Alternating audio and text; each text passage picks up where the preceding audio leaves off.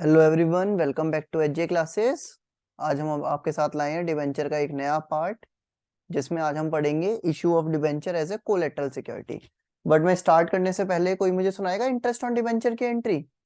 क्या एंट्री होती है जब हम डिबेंचर इंटरेस्ट देते हैं डिबेंचर को? कोई भी?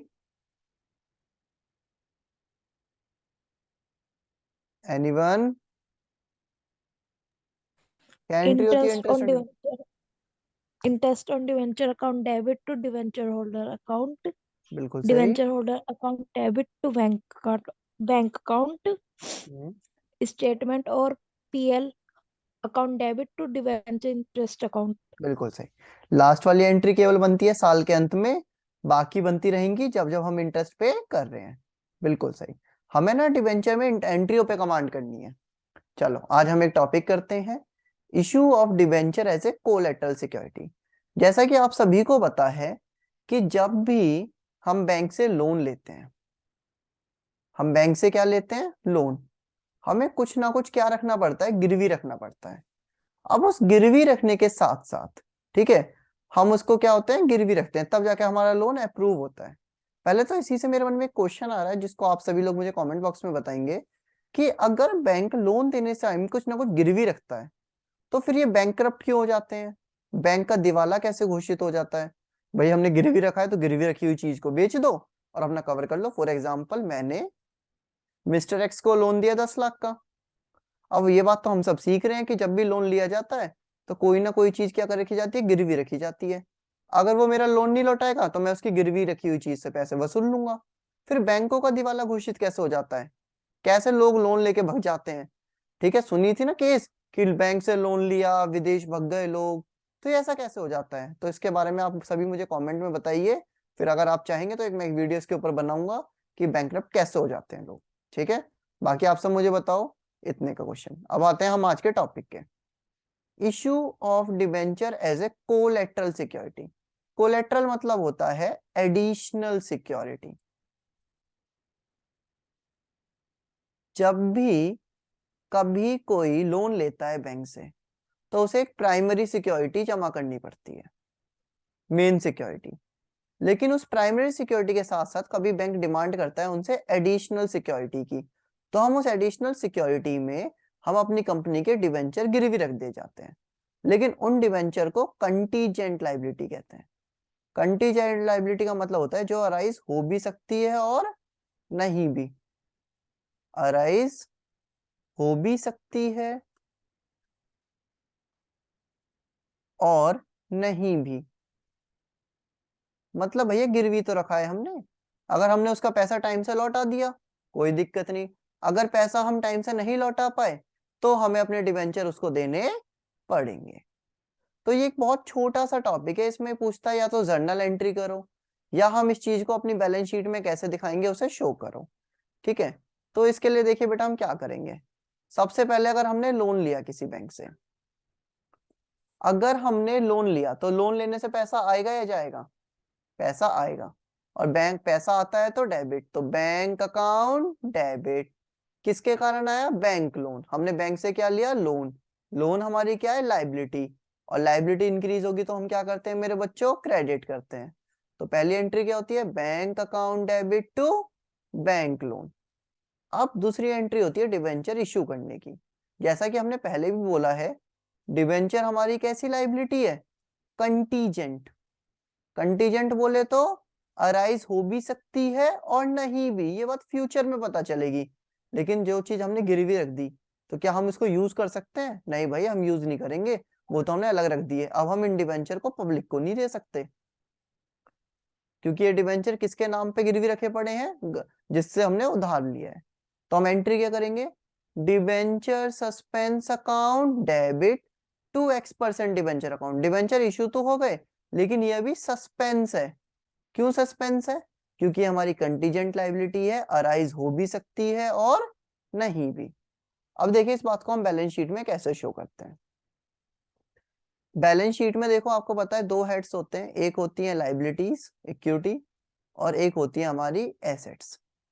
तो डिबेंचर जो हमने इशू करे हैं वो लाइबिलिटी होती है। तो लाइबिलिटी हम किस हेडिंग में दिखाते हैं? Non current liability. और नॉन करंट लाइबिलिटी में भी लॉन्ग टर्म बोरोइंग। यहाँ पे नोट नंबर 1 होता है, वर्किंग नोट कहते हैं इसे, फिर हम वर्किंग नोट में गए 1 में लॉन्ग टर्म बोरोइंग, तो यहाँ लिखा क्या है, लोन फ्रॉम, जहां से लोन लेंगे उसका नाम आएगा, और जितने हमने डिबेंचर गिरवी रखे होंगे वो यहाँ पे आ जाएगा, माइनस डिबेंचर सस्पेंस। हम इसी अमाउंट को माइनस कर देते हैं, क्यों, ये हमारी लाइबिलिटी कैसी है, कंटीजेंट, ये फ्यूचर में पता चलेगा कि डिबेंचर उसके हुए या नहीं हुए। ठीक है, इस बात को हम एक एग्जांपल से समझते हैं। एक्स लिमिटेड ने एक लोन लिया 5 लाख का। किससे लोन लिया, बैंक ऑफ इंडिया से। एक्स लिमिटेड एक कंपनी है, उसने लोन लिया, और कितने का लोन लिया, 5 लाख का। एंड इशू रुपीज 6 लाख, देखो यहाँ 6 लाख लिख रहा है। हमने 6 लाख के डिबेंचर गिरवी रखे, 9% उनका रेट था। कितने रुपए का डिबेंचर था, 100 का, एज ए कोलेटरल सिक्योरिटी। तो डिबेंचर कितने के गिरवी रख दिए, 6 लाख के। क्वेश्चन ने कहा एंट्री करो और बताओ ये बैलेंस शीट में कैसे आएगा। तो सबसे पहले हम लोन लेंगे।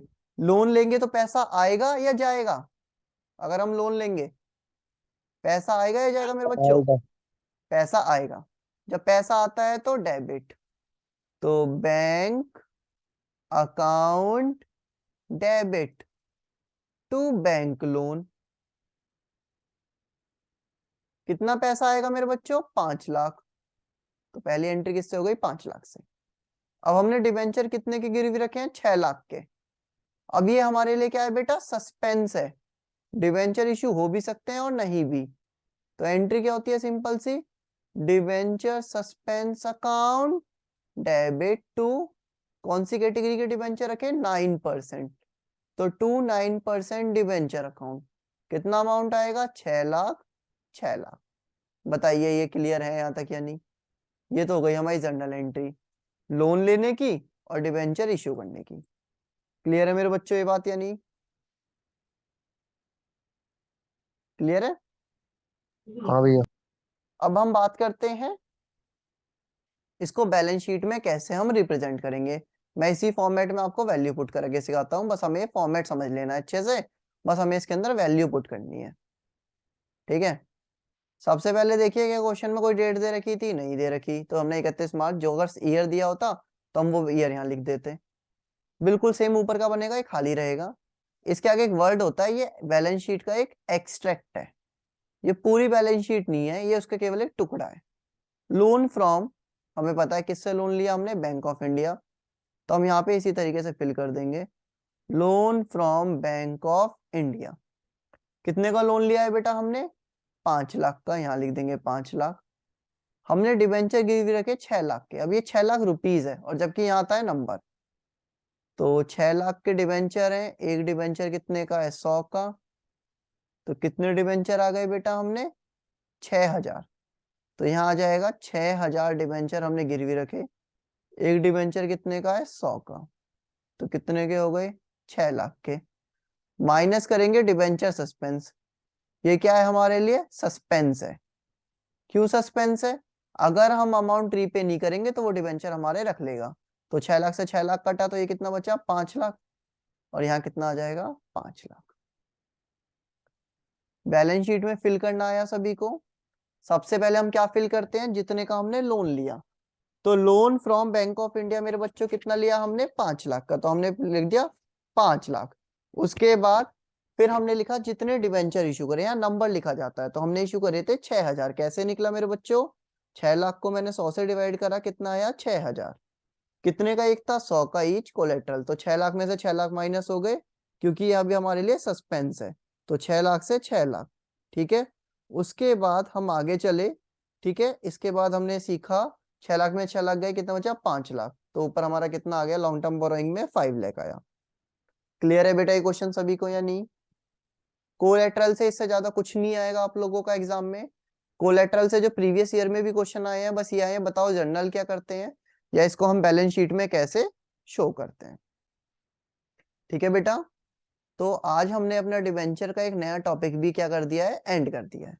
डिवेंचर में हमारे 5 टॉपिक हैं टोटल। पहला क्या था, issue of debenture with terms of redemption. दूसरा क्या है हमारा, अदर देन कैश। तीसरा इंटरेस्ट ऑन डिबेंचर, चौथा है हमारा कोलेटरल सिक्योरिटी, एक लास्ट है बहुत छोटा सा राइट ऑफ। तो हमारे 4 पार्ट हो चुके हैं। इस वीक आपकी सारी वीडियो कंटिन्यूटी में आएंगी लगातार 1 बाय 1, तो आपको बिल्कुल भी वेट करने की जरूरत नहीं पड़ेगी। अब हम आपका नेक्स्ट पार्ट डिस्कस करेंगे नेक्स्ट वीडियो में। तब तक के लिए हमारे चैनल के साथ आप जुड़े रहें। थैंक यू सो मच, मिलते हैं आपसे नेक्स्ट क्लास में। Bye bye, take care everyone.